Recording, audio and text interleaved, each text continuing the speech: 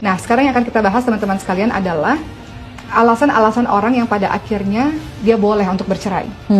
Yang pertama adalah, ada nih teman-teman sekalian, jenis suami yang dia terlihat sangat membenci istrinya, namun dia menggantung istrinya.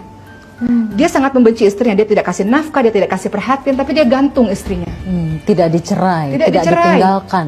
Iya, tidak jelas ya, artinya statusnya menikah tapi dia menyiksa, bisa begitu. Kemudian yang kedua, ada alasan orang boleh bercerai adalah akhlak, tentu saja akhlak yang buruk. Akhlak yang buruk itu apa? KDRT, salah satunya KDRT. KDRT itu apa? Fisik bisa, verbal bisa, seksual bisa, nafkah bisa. Orang yang tidak menafkahi termasuk bagian dari KDRT finansial. Kemudian yang ketiga, seseorang boleh bercerai ketika apa? Ketika agama suami sangat buruk. Itu apalagi kalau sudah mendekati musyrik ya. Ya, walaupun lagi-lagi perceraian adalah paling akhir setelah semua daya upaya kita lakukan. Yang keempat, kapan seseorang itu boleh bercerai? Tentu saja ketika suami tidak menunaikan haknya. Begitu pula sama ya, ini tidak hanya sekedar suami tapi juga istri tidak menunaikan haknya. Kelima, kapan seseorang itu boleh bercerai? Ketika ternyata suaminya tidak memberikan, dalam hal ini saya ingin membahas tidak menggauli pasangannya. Itu termasuk zolim kah? Iya, laki-laki memerlukan, perempuan juga memerlukan. Ada batas berapa bulan seorang istri berhak meminta cerai pada suaminya jika dia tidak mendapatkan nafkah batin? Sebetulnya teman-teman sekalian, dalam siwat taklik itu sebenarnya ada ya disebutkan sekian bulan.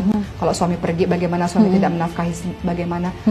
Tapi untuk hal-hal seperti ini orang-orang berbeda-beda.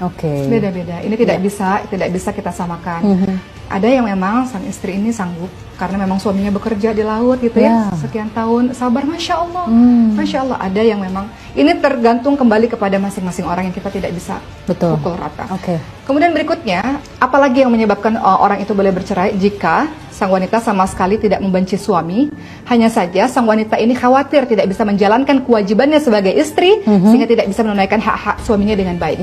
Ada seorang sahabat Nabi perempuan, beliau berkata pada Nabi begini, Nabi, suamiku ini nih orang agamanya baik, tapi saya nggak bisa melayaninya karena saya nggak suka. Saya nggak bisa berpura-pura untuk setiap hari itu menyiksa saya.